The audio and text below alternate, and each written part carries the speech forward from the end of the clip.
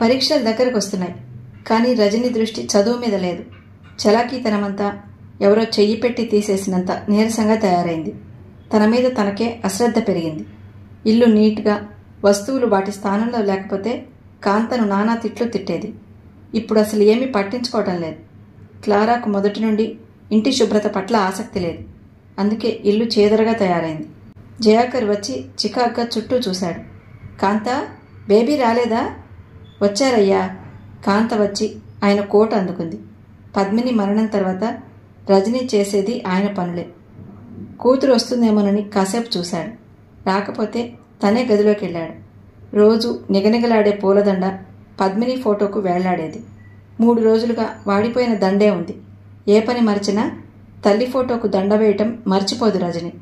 అది కూడా మర్చిపోయిందంటే ఆమె ఎందుకో బాధపడుతోంది. తనను తాను మర్చిపోయేంత విరక్తి పెంచుకుంటోంది.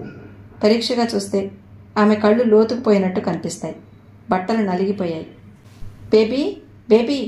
ఎస్ డాడీ, యాంత్రికంగా పలికింది. ఒంట్లో బాగాలేదా బేబీ? లేదు డాడీ, కొద్దిగా తలనొప్పి. మీకు టీ కావాలా? అన్నాడు. ఆమె తనతో నిజం చెప్పడం లేదని గ్రహించి. నేను తీసుకువస్తాను. బయటికి పోబోయింది. ఆయన చేయి పట్టి దగ్గరకు లాక్కున్నాడు. బేబీ, నాకే సమస్య వచ్చినా ముందు నీతోనే చర్చిస్తాను కదమ్మా, నువ్వెందుకు అడగవు? తల నిమురుతూ అడిగాడు. ఆ తల తన భుజానికేసి హత్తుకున్నాడు. నాకేం సమస్యలున్నాయి డాడీ? ఆమె గొంతు ఆర్ద్రంగా వినిపించింది. లేవని నువ్వంటే ఎలా నమ్ముతాను? పరిసరాలు పరిశుభ్రంగా లేకపోతే అందరిపై అరిచే నువ్వు నీ గదిని ఇంత చేదరగా ఉంచుకుంటావా? మీ మమ్మీ ఫోటో చూడు. Daddy, excuse me. ఏదో నీరసం. అతని చేతులు విడిపించుకుని గబగబా బాత్రూం వైపు వెళ్ళింది. తలుపు వేసుకుని క్రాస్ భుజాలు ముట్టుకుంది. ఓ గాడ్, ఆ ఉత్తముడి మనసు కష్టపెట్టే పనులు నా చేత చేయించకు. Lead me. 2 నిమిషాలు కళ్ళు మూసుకుంది. ఆ తర్వాత టీ తయారు చేసుకుని వచ్చి అతనికి ఇచ్చింది. అతనితో కలిసి టీ తీసుకుని తలకు స్కార్ఫ్ చుట్టుకుని బూజు దులిపింది. అరగంటలో ఇల్లు శుభ్రంగా తయారైంది. బేబీ, రాత్రిళ్ళు ప్రేమన్నయ్య ఆలస్యంగా వస్తున్నాడు కదూ? అవును డాడీ. వాడు పేకాడుతాడని క్లారాకు తెలియదా? తెలుసు డాడీ. అన్నయ్య 200 గెలిచాడని మొన్న సంతోషంగా చెప్పింది. మొదట ఘనకార్యం అనుకుంటారు. గెలిస్తే సంతోషిస్తారు. పోవటం మొదలు పెడితే తల బాదుకుంటారు. పురుషుడు శిల బేబీ. శిల్పంగా మలచటం స్త్రీ చేతిలోనే ఉంది. డాడీ. అవును. ఆమె ఏమాత్రం అశ్రద్ధ వహించినా బండరాయిగా మారిపోతాడు. ఆమె ముఖం మలినమైంది. భీకరంగా బూతులు తిట్టే భూపతే కనిపించాడు. డాడీ, పరువు పోయింది అంటారు. తిరిగి సంపాదించచ్చా? డెఫినెట్లీ. అన్నింటికీ డబ్బు ఉండాలమ్మా. దాంతో పరువు కొనవచ్చు, అమ్మవచ్చు. ఇప్పుడు ఆ సందేహం ఎందుకు వచ్చింది? చిన్నగా నవ్వాడాయన. ఆయన వెనకగా సోఫాలో నిలబడి వెండి తీగల్లా మెరుస్తున్న అతని జుట్టులోకి వేళ్లు పోనిచ్చింది. అయ్యగారు, మీకోసం ఎవరో వచ్చారు, కాంత చెప్పింది. రమ్మను అన్నాడు కళ్ళజోడు జేబులో నుండి తీసి పెట్టుకుని. కాంత వెళ్ళిపోయింది. మాస్టరు, నమస్కరించిన యువకుడిని ఉలిక్కిపడి చూసింది రజని. అతను సురేంద్ర. తనను తాను పరిచయం చేసుకున్నాడు. సురేంద్ర, ఎక్కడో విన్నట్టుందే ఈ పేరు. మర్చిపోయారా? మర్చిపోయి ఉంటారులేండి. జీడిమట్ల గ్రామంలో భూపతి అనే రైతు. జయాకర్ ముఖంలో రంగులు మారాయి. అతని కళ్ల ముందు చిన్న బాబు తన తల్లిని గురించి వర్ణిస్తూ కళ్ళు తిప్పటం కనిపించింది. సూరి, నువ్వా? సూరి ఒట్టి దుడుకువాడండి. అక్కయ్య ఆత్మ శాంతించాలంటే వాళ్ళిద్దరినీ పెంచి పెద్ద చేయాలనుకున్నాను. విధి వక్రించింది. పరిస్థితులు సహకరించలేదు. నిట్టూర్చే పద్మిని మాటలే అతని చెవిలో గింగురుమన్నాయి. మాస్టారు, కూర్చోబాబు. తన పక్కన చోటు చూపాడు జయకర్రావు. సురేంద్రకు మతిపోయినట్లుగా ఉంది. ఈ ఆప్యాయత, అనురాగం మచ్చుకైనా చవి చూడలేదు తండ్రి దగ్గర. తండ్రి చెప్పే మాటలకు, తిట్టే తిట్లకు వారి హృదయం బండబారిపోయింది. బేబీ, అన్నయ్యకు రిఫ్రెష్మెంట్ ఏదైనా ఇవ్వమ్మా. రజనిని పిలిచాడు. ఆమెకు ఉద్వేగంగా, అయోమయంగా ఉంది. జయాకర్ జరిగింది ఊహించగలడు. కానీ ఎలా కలుసుకున్నారన్నది సరిగ్గా తెలుసుకోకపోవచ్చు. ఫర్గ్యూ మీ డాడీ, ఫర్గ్యూ మీ. చటుక్కున వచ్చి అతని మోకాళ్ల మీద తలాంచి ముందు కూర్చుంది. No dear. అతను నోట మాట రానట్టు ఆమె నుదురు చుంబించాడు. ఆమె వెళ్ళి కాఫీ ఫలహారాలు తెచ్చింది. సురేంద్రతో మాట్లాడుతూ వాళ్ల దుస్థితి అర్థం చేసుకున్నాడు జయాకర్రావు. సారీ సూరి, నీకేదైనా జాబ్ కోసం ట్రై చేస్తాను. Thank you sir. డాడీ, అన్నయ్య పెద్దగా చదువుకోలేదు, వ్యవసాయం చేస్తున్నాడు, దానికి పెట్టుబడి కావాలంటున్నాడు. సురేంద్ర పరిస్థితి అర్థమైంది ఆమెకు. ఐసి, చూడు బాబు, చిత్తశుద్ధితో పనిచేస్తే ఆ ప్రభువు కృప అపారంగా దొరుకుతుంది. ఓ 500 చాలా? మాస్టారు, అతని కళ్ళు నీటితో నిండాయి. చాలు అన్నట్టు తలాడించాడు. భోజనాల తర్వాత 500 రూపాయలిచ్చి పంపించేశాడు. సురేంద్ర వెళ్ళిపోయాక అపరాధిలా అతని ముందొచ్చి నిలబడింది రజని. డాడీ, మొన్న హెర్బేరియం కలెక్షన్స్కి వెళ్ళినప్పుడు నాకెలా తెలిసిందంటే, అది కాదు డాడీ, ఒకరోజు ఏమైందంటే లలితత్త నన్ను మీ కూతుర్ని కాదంది. తన తప్పేం లేదనుకో, తప్పు నాదే. మీ పర్మిషన్ లేకుండా మీ డైరీలు చదివాను. అది కాదు డాడీ. బేబీ, అంత కంగారు పడవలసిన పని లేదమ్మా. ఇలారా. తన పక్కన చోటు చూపి కూర్చుండబెట్టుకున్నాడు. నువ్వు సెటిల్ అయ్యాక చెబుదామని నేనే జాప్యం చేశాను. సరే, తెలిసింది నీకు, మంచిదే. మీ అనుమతి లేనిదే వాటిని చూసినందుకు మీకు కోపంగా ఉందా డాడీ? మంచి చెడు విశ్లేషించి చూసే అలవాటు నీకొచ్చింది బేబీ. నాకు కోపం వచ్చే పనే అనుకున్నావా? Forget it. అందుకేనా 5-6 సార్లు పరువు ప్రతిష్ట గురించి ప్రస్తావించావు? ఆమె వీపు ఆప్యాయంగా నిమిరాడు. ప్రశాంతమైన అతని ముఖం చూస్తూ మాట్లాడలేకపోయింది. జీవితం ఓ వరం బేబీ. కొందరు దాన్ని శాపంగా మారుస్తారు. మీ అమ్మ వల్ల పొరపాటేం జరగలేదు. నువ్వు ఆ కుటుంబ దుస్థితి మనసులో ఉంచుకుని ఆమె పట్ల నిర్లక్ష్యం పెంచుకుంటున్నావు, అవునా? అతని మాటల్లోని పదునుకు కలవరపడింది. తల వంచుకుంది. కాదు డాడీ, ఐఎమ్ నాట్ వెల్ అన్నది బలవంతంగా కన్నీరు అదిమిపట్టి. బేబీ, జరిగిన విషయాలు చర్చించుకునేటప్పుడు తప్పొప్పుల బ్యారీజ్ వేసుకోవాలి గాని తప్పు ఒకరిపై నెట్టి తను తప్పుకోరాదు. అదే 100-90 మంది చేస్తున్న పొరపాటు. కాదు డాడీ, నాకు తెలుసమ్మా. అతను తన తప్పు తెలుసుకునే రోజు వస్తుంది. మీరే అన్నారు పురుషుడి జీవితం బండబారటానికి స్త్రీ ప్రవర్తనే కారణమని. అవును, కానీ ఇక్కడ మాత్రం పద్మినిది తప్పు లేదు. ఇదో ఎక్సెప్షనల్ కేసు. నా మాట నమ్మమని కాదు, కానీ జీడిమట్లలో ఎంక్వైరీ చేయి. నో డాడీ, మిమ్మల్ని నమ్ముతాను. How to solve there problem? వాళ్ళు కనీసం మనుషుల్లా బ్రతికితే చాలు. మన చేతనైన సహాయం చేద్దాం. నేను ఆనాడే పిల్లలను చదివిస్తానంటే ఆయన అంగీకరించలేదు.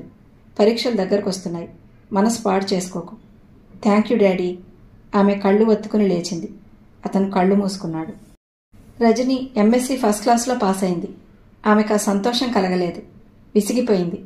నెల నెల తామేదో జయకర్రావు దగ్గర నిధులు నిక్షేపాలు దాచిపెట్టినట్లు వస్తారు సురేంద్ర, అమరేంద్ర. సురేంద్ర అయితే ఏదో వంక పెట్టి ఎద్దు చచ్చిందనో ఇంజన్ పాడైందనో వంక పెడతాడు డబ్బు అడిగేటప్పుడు. అమర్ మాత్రం తనకెంతో హక్కు ఉన్నట్టు మాట్లాడతాడు.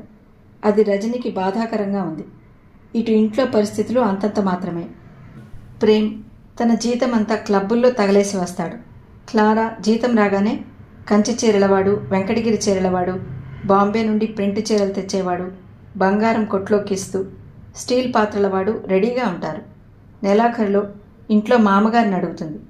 డాడీ, ఈసారి జీడిమట్ల నుండి ఎవరొచ్చినా డబ్బు ఇవ్వకూడదు అన్నది దృఢంగా. బేబీ, నా కోసం, నా ఆనందం కోసం మీరు అపాత్ర దానం చేస్తున్నారు. నేను సంపాదించిన నాడు నా చేతనైన సహాయం చేస్తాను అన్నది. ఎవరం ఎంత చేసినా ఏం లాభం లేదమ్మా. వారిని సరైన మార్గంలో పెట్టడానికి చాలా కృషి చేయాలి. ఎంతో ఓర్పు నేర్పు అవసరం. నాకు ఆ ఊరి బడిలో ఉద్యోగం వస్తే బాగుండు డాడీ. పిచ్చిపిల్ల, వచ్చినంత మాత్రంలో వారిని బాగు చేయలేవు. వాళ్ళిద్దరి మాటల్లో లలితమ్మ, జాన్ వచ్చారు. ఆ రోజు గొడవ తర్వాత జాన్ మేనమామకు ముఖం చూపటం ఇదే మొదటిసారి. అత్త, సారీ ఆంటీ, బాగున్నారా? ఇలా ఉన్నాను అన్నది నిష్ఠూరంగా. Good evening. ఇద్దరూ విష్ చేశారు. వాళ్ళు కూర్చున్నారు. జాన్ తల వంచుకుని కూర్చున్నాడు. ఒళ్ళు చేసి హుందాగా కనిపిస్తున్నాడు. నీ జాబ్ ఎలా ఉంది జాన్? బాగుంది అంకుల్. వాళ్ళు వాళ్ళ జాబ్లు బాగానే ఉన్నాయన్నయ్య. చావు రాలేదని నేను ఏడుస్తున్నాను లలితమ్మ నీరసంగా అంది. ఛ, అవేం మాటలు లలిత, ఇప్పుడేమైంది? అన్నయ్య, మీకు నా బాధ అర్థం కాదు. చిన్నతనంలో భర్త చనిపోవటం అంత దురదృష్టం మరొకటి లేదు. అన్ని బాధ్యతలు నా నెత్తిన కొట్టి ఆయన చాలించుకున్నారు. అసలేం జరిగిందమ్మా? ఇంకా ఏం జరగాలి? కళ్ళల్లో ప్రాణం పెట్టుకుని పెంచానన్న విశ్వాసం కూడా లేదు. చదువు అయింది, ఉద్యోగం వచ్చింది, వివాహం చేసుకోరా అంటే వినడే. అంతే కదా, జయాకర్ నవ్వేశాడు. రజని తేలిగ్గా ఊపిరి పీల్చుకుంది. జాన్ ఇబ్బందిగా కదిలాడు. ఒక్కసారి తలెత్తి చూసి మళ్ళీ తలదించుకున్నాడు. నువ్వు నన్ను దూరం కొట్టినా నాకున్న ఆత్మీయుడవు నువ్వే, అందుకే వచ్చాను. అడుగు, నీ అల్లుడికి వివాహం ఎందుకొద్దు? లలిత, వాడికి ఇష్టమైతే అడుగుతాడు. ఆయన అడిగే లోపల నేను దేవుని సన్నిధిలో ఉంటాను అన్నది తీవ్రంగా. అది కాదు అంకుల్, కొన్నాళ్ళు నేను స్వేచ్ఛగా ఉందామని. పెళ్ళి నీ స్వేచ్ఛను బంధించి వేస్తుందా చెట్టి తండ్రి? ఈ కబుర్లు చెప్పకు. లలితమ్మ గయ్యమంది. టీ తెస్తాను. రజని లోపలికి వెళ్ళిపోయింది. అవునరా జాన్, తల్లిగా ఆమె కోరికలు ఆమెకుంటాయి. ఇప్పుడప్పుడే మ్యారేజ్ చేసుకోవద్దనుకున్నావా? లేక నీకు నచ్చిన వారుంటే అమ్మ అభ్యంతర పెడుతుందని జంకుతున్నావా? No uncle. ఒకసారి తల ఎత్తుకుని నీకు తెలియదా అన్నట్టు చూశాడు. లలితమ్మ కలవరపడింది. ఆమె కంగారుగా అన్నగారి వంక తిరిగింది. ఆయన అదే చిరునవ్వుతో చూస్తున్నారు. అంకుల్, ఓ 2 ఏళ్లు పెళ్లి మాట వద్దు. ఆ తర్వాత నేను అడుగుతాను. మమ్మీతో చెప్పండి. నాకు చెవుడా వినిపిస్తుంది. 2 ఏళ్లట. నీ దగ్గరకు రప్పించుకో రక్షక. ఆవిడ కొడుకును కొరకరా చూస్తూ క్రాస్ ముట్టుకుంది. వాడు టైం ఇచ్చాడు కదా లలిత. చికాక్గా చూశాడు జయాకర్. జాన్ చెవి కింద వేలుతో రాసుకుంటూ కూర్చున్నాడు. మనం అందరికీ టీ బిస్కెట్లు తెద్దాం, ఓకే? రజని ముద్దుగా మాట్లాడుతూ జెస్సీని వెంట పెట్టుకుని టీ తీసుకుని వచ్చింది. ఏడ్చినట్లు జెస్సీ కళ్ళు ఎర్రగా ఉన్నాయి. నా బంగారు తల్లి జెస్సీ ఎందుకు ఏడ్చిందమ్మా? లలితమ్మ చేతులు చాపింది. లాను. జెస్సీ రజనీ కాళ్లను వాటేసుకుంది. అది లలితమ్మ సహించలేకపోయింది. తన బద్ధ శత్రువు, తనకు అన్నకు మధ్య అడ్డుగోడ, తనకు కొడుకు మధ్య వైరం లేపిన రజనీని తన మనమరాలు వాటేసుకుని పోవడమా? జెస్సీ, అమ్మమ్మకు ముద్దు పెట్టాలి. Jessie good girl. రజని అందరికీ టీ అందిస్తూ అడిగింది. ఆ చిన్న పాప కీ ఇచ్చిన మరబొమ్మలా వెళ్ళి అమ్మమ్మకు ముద్దు పెట్టింది. అది కూడా లలితమ్మకు మంటగానే ఉంది. ఏమ్మా, మీ రజనీ ఆజ్ఞ అయితే కానీ ముద్దు పెట్టవా? వెటకారంగా అడిగింది. జెస్సీ డియర్, నాకు ముద్దు పెట్టవా? జాన్ అడిగాడు. పెట్టను. You are a bad boy. పరిగెత్తింది జెస్సీ. తాతగారి ఒడిలో దూరింది. జీసస్ క్రైస్ట్, నువ్వు బ్యాడ్ అనేసావు. పొంగమూతి పెట్టాడు John. Jessie, uncle good boy, వెళ్ళి ముద్దు పెట్టు. అందరికీ బిస్కెట్లు ఇవ్వు. రజని అనగానే ఆమె చెప్పినట్టు చేసింది పాప. జయాకర్, జాన్ ధన్యవాదాలు చెప్పారు. అమ్మమ్మ బ్యాడ్, థ్యాంక్స్ చెప్పలేదు. నో, అమ్మమ్మ మర్చిపోయింది. నాకేది బిస్కెట్టు? నోరు తెలుగు. నోరు తెరిచింది. జెస్సీ బిస్కెట్ పెట్టింది. రజని థ్యాంక్స్ చెప్పి తను బిస్కెట్ ఇచ్చింది. పాప దుఃఖం మర్చిపోయింది. ఇద్దరూ పసిపిల్లల్లా నవ్వుతూ కేరింతలు కొడుతూ ఆడుకోవటం లలితకు బొత్తిగా నచ్చలేదు. ఈ ముచ్చట్లు ముదినాపసాని పనులేనా? జెస్సీని నర్సరీకి పంపిస్తే? వద్దని ఎవరన్నారు? క్లారా ఆలోచిస్తోందేమో. అదేం మాట అన్నయ్యా, అన్నీ క్లారా ఎలా సెటిల్ చేసుకుంటుంది? నీ ఇష్టం కాదన్నామా? మనం పిల్లల గురించి బాధపడ్డాం, బాగుంది. పిల్లల్ని గురించి కూడా మనమే బాధపడాలా? కన్న పాపానికి పడాల్సిందే. ప్రేమ్ 5-6 నెలలుగా ఒక్క పైసా అమ్మాయికి ఇవ్వటం లేదట అన్నది నిష్ఠూరంగా. ఒక్క రాత్రి 100కు 100 తెస్తే ఈ డబ్బు ఎక్కడిదని అడిగే బాధ్యత క్లారాకు లేదా? అన్నయ్య, నిజం భరించలేనప్పుడు ఆ నిజాన్ని చర్చించకపోవడమే మంచిది లలిత. అవునులే, నీకెప్పుడు పరాయివారంటేనే ప్రీతి. పరాయివారు తనవారు అని కాదు. నిష్కల్మషంగా ఉండేవారంటే ఇష్టం. నిరాడంబరంగా ఉండేవారంటే అభిమానం. ప్రతిసారి బేబీని గురించి ఓ మాట విసరందే ఊరుకో. చూడు, ఆ పసిపిల్లతో పడి పిల్లలా ఎంత హాయిగా నవ్వుతోందో. అలా నవ్వగలవారు? ఎన్నిసార్లు చెప్తావన్నయ్యా? ప్రేమమూర్తులు, నిష్కపటులు. సరేనా? క్లారా 2-3 ప్యాకెట్లు చేతుల్లో మోసుకుని వచ్చింది. నెలాఖరులో డబ్బు ఉండదని తెలుసు. అవన్నీ అరువు బేరాలని తెలుసు. వాటిని ఆక్షేపిస్తే కలిగే ఫలితాలు తెలుసు. అతను ఒకసారి తీక్షణంగా చూసి తల తిప్పుకున్నాడు. క్లారా, ఇప్పుడు ఈ చీరలు ఎందుకమ్మా? లలితమ్మ అడిగింది. క్లారాకు కోపం వచ్చినా బలవంతంగా నిగ్రహించుకుంది. చీరలు కట్టుకోవడానికి కంటికి అందంగా కనిపించాయి, కొన్నాను. ముసలివారు అయ్యాక కొంటామా? జెస్సీ, ఇలారా. కూతుర్ని పిలిచి గౌను, బెల్ బాటం ప్యాంటు తొడిగింది. కూతుర్ని పెంచటం అంటే బీరువా నిండా ఉన్న గౌన్లు తీసి తొడగటమే అనుకుంటుంది. అవి ఇవి అనుకోవటం వరకే ఆమె బాధ్యత. ఆటలు పాటలు అన్నీ రజనే చూస్తుంది. కోడలి వాలకం చూస్తే జయాకర్కు కోపం ముంచుకు వస్తుంది. కానీ ఏమీ అనలేదు. ఈ మధ్య సురేంద్రకు డబ్బులిస్తున్నాడని తెలిసాక ప్రేమ్ కూడా తండ్రిని ధైర్యంగా డబ్బు అడుగుతున్నాడు. పరాయి వారికి ఇస్తూ కొడుక్కు లేదని అనలేడు. కానీ ఏ డబ్బు సద్వినియోగం కావటం లేదు. క్లారా, లలితమ్మ గొంతులు తీవ్రంగా వినిపించేసరికి తన ఆలోచన ఆపి చూశాడు. వాళ్ళిద్దరూ తీవ్రంగా వాదించుకుంటున్నారు. రజని పాపతో బయటికి వెళ్ళింది. జాన్ ఆమెను అనుసరించాడు. అతను తీవ్రంగా ఆలోచిస్తూ పచార్లు మొదలుపెట్టాడు. రజని ఇంటి ముందున్న బోగన్విల్లా చెట్టు క్రింద నిల్చుని జెస్సీకి కబుర్లు చెబుతోంది. వెనకాల జాన్ రావటం గమనించలేదు. ఆమె జెస్సీకి కబుర్లు చెబుతూ తిరిగి చూసి చిన్నగా నవ్వింది. నువ్వు వచ్చావా జాన్? ఆ అన్నాడు జెస్సీని చూస్తూ. ఏమిటి ఆలోచిస్తున్నావు? నేను జెస్సీని ఎందుకు కాలేదా అని. అయితే జాన్, రజని నాపై కోపం తెచ్చుకుంటావెందుకు? కోపమా? లేదు. రజని, నువ్వు నిజంగా నన్ను దూరం నెడుతున్నావో అమ్మ కోసం భయపడుతున్నావో తెలియదు, కానీ I love you dear, I love you అన్నాడు ఆవేశంగా. ఆమె ఆశ్చర్యంగా తలెత్తింది. ఇదే మాట శరత్ అన్నప్పుడు ఉద్వేగంతో ఊగిపోయింది. ఇప్పుడు ఎలాంటి కంపనమో కలవరమో కలగటం లేదు. జాన్, ప్రేమ స్వరూపాలు ఎన్నో. నో డియర్, అలా అనకు. ఆవేశంగా ఇంకా ఏదో అనబోయాడు. అంతలోకే సురేంద్ర వచ్చాడు. ఇక్కడే ఉన్నావా రజని? సార్ బాగున్నాడా? ఇంటి దగ్గర అందరూ కులాసేనా? ఏం కులాసా? కులాసాగా ఉంటే ఇక్కడికి వస్తానా? నాన్నగారికి డిసీజ్. పొలం దగ్గర పనులు అస్సలు కావటం లేదు. ఓ 1000 రూపాయలైతే పని జరుగుతుంది. మళ్ళీ వచ్చే పని తప్పుతుంది. 1000? వెధవ 1000. ఎన్ని రోజులు వస్తున్నాయి? అతని వాలకం నిర్లక్ష్యంగా ఉంది. జాన్ కుతూహలంగా చూస్తున్నాడు. రజని తేరుకుని పరిచయం చేసింది. జాన్ ఉద్యోగ విషయాలు తెలుసుకున్నాడు. సురేంద్ర, నమస్కారం సార్, మీలాంటి వారితో మాకెప్పుడూ పనులుంటాయి. అడ్రస్ ఇవ్వండి. నేను ఇస్తాలే అన్నయ్య. డాడీ కూడా డబ్బిచ్చే స్థితిలో లేరు. ఆయన రిటైర్డ్ అని తెలుసుగా. మరెలా? ఈసారి రజనీ కళ్ళల్లో మొదటి ఆప్యాయత చూడలేకపోయాడు. కరుకుగా, కఠినంగా మాట్లాడినట్టు అనిపించింది. నిలబడే ఓ అరగంట తన కష్టాలు ఏకరువు పెట్టాడు. రజనీకి అతన్ని లోపలికి పిలవాలని అనిపించలేదు. ఒక మనిషి తోటివాడి కష్టాలకు జాలిపడటం మానవత్వం.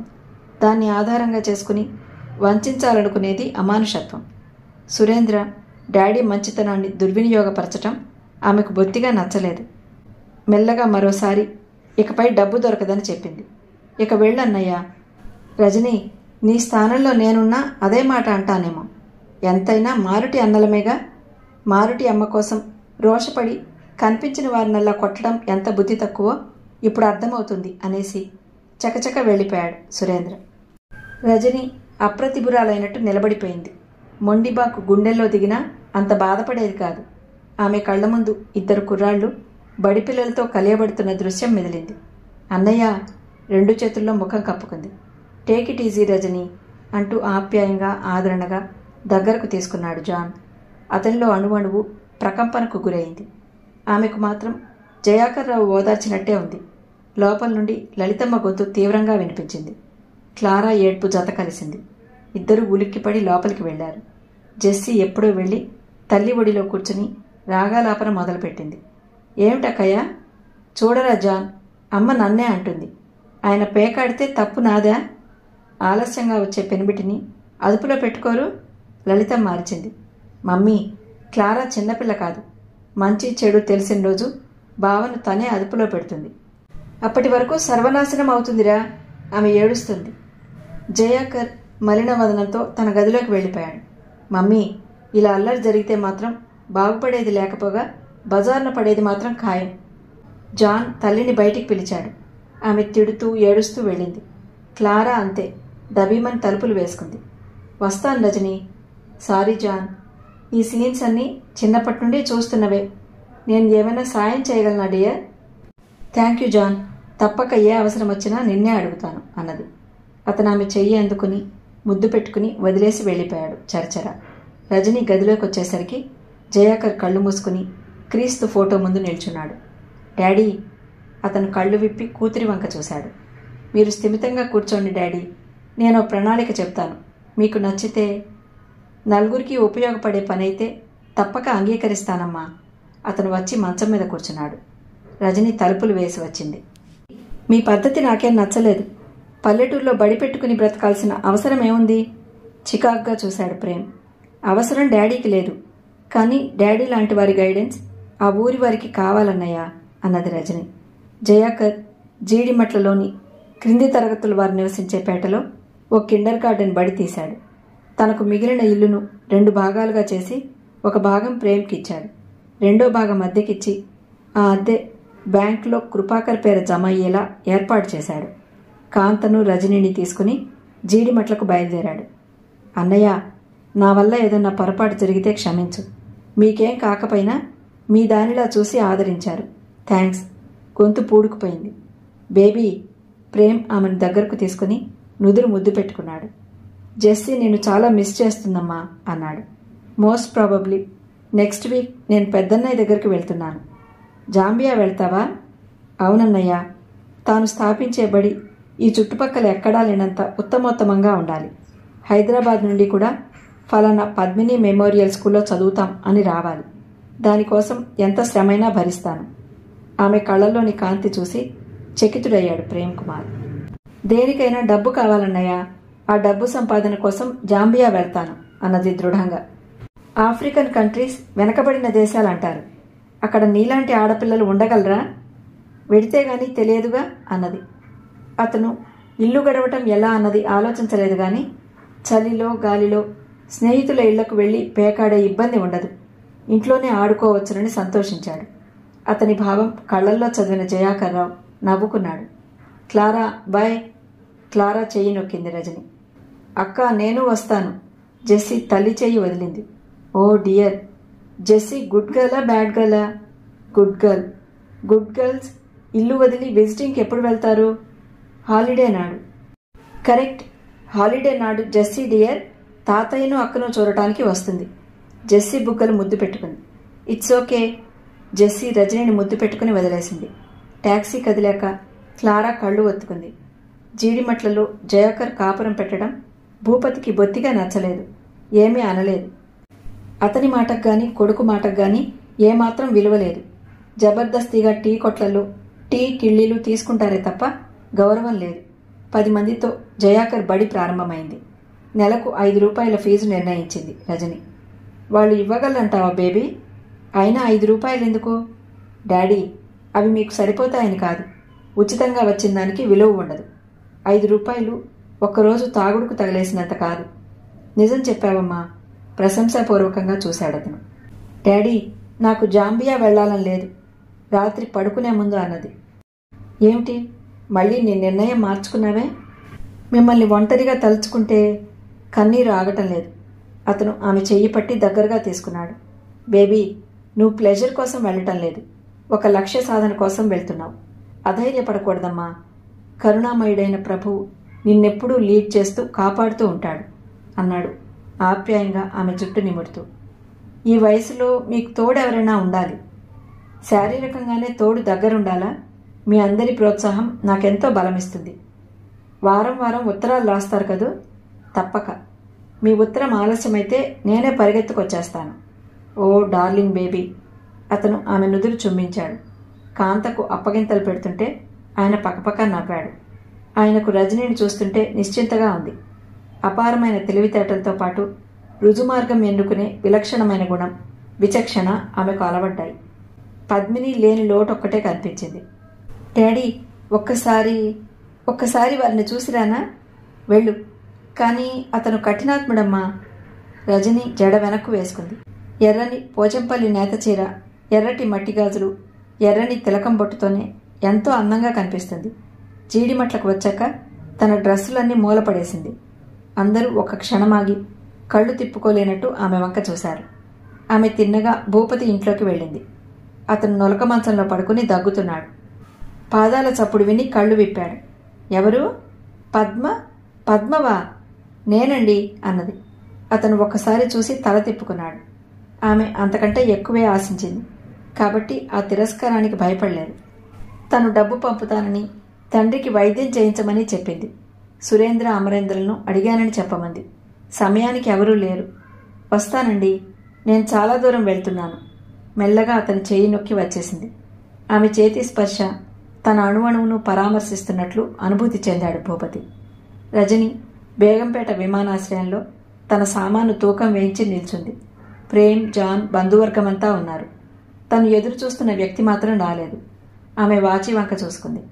ఇంకో 15 నిమిషాలు మాత్రమే ఉంది. తన ఉత్తరం అందలేదా? హాయ్. ఉలిక్కిపడి చూసింది.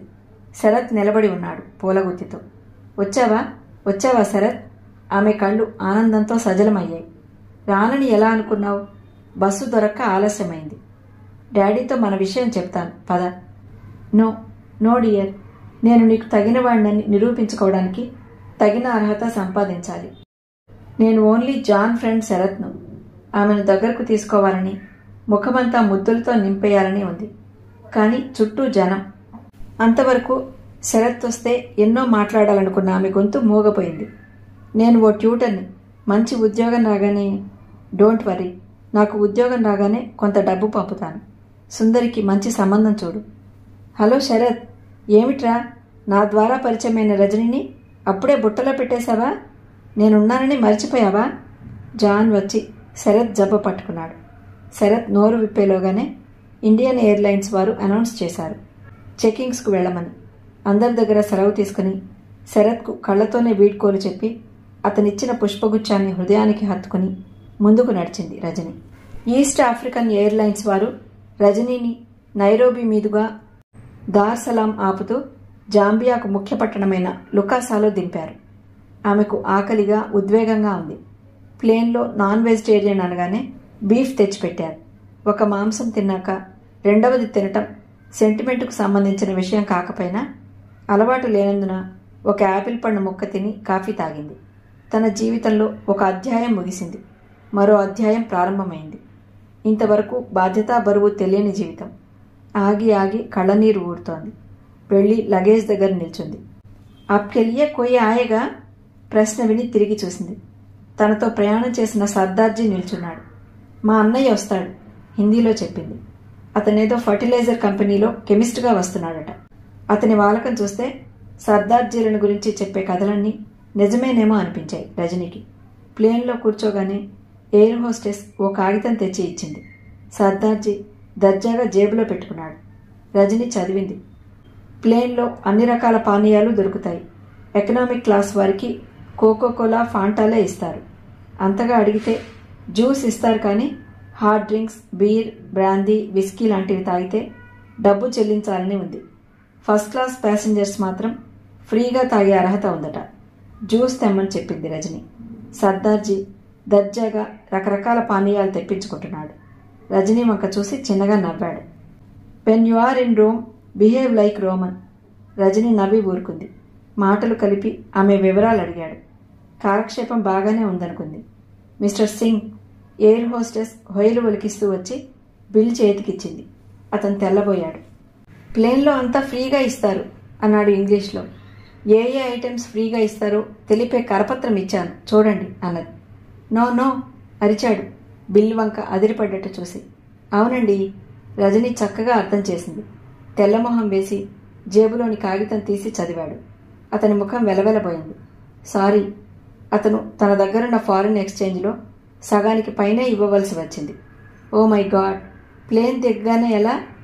పర్వాలేదు, నా దగ్గరుంది అన్నది. అతను కుదుటపడ్డాడు. అదంతా గుర్తుకొచ్చి నవ్వుకుంది. అతనికి ఇంకా భయమే, తన కోసం నిజంగా వస్తారో రారోనని. సామాన్లు వచ్చాయి. ఇమిగ్రేషన్ కౌంటర్, కస్టమ్స్ పూర్తి చేసుకుని బయటికి వచ్చింది. హాయ్ స్వీటీ, భారతి అమాంతం వచ్చి కౌగలించుకుంది. రజని 2 చెంపల మీద ముద్దు పెట్టుకుంది. కృపాకర్ నవ్వుతూ చెల్లెలి భుజాల చుట్టూ చేయి వేసి దగ్గరగా తీసుకున్నాడు. ప్రయాణం ఎలా ఉంది? ఫైన్ అనగలిగింది. గొంతు బొంగురుపోయింది.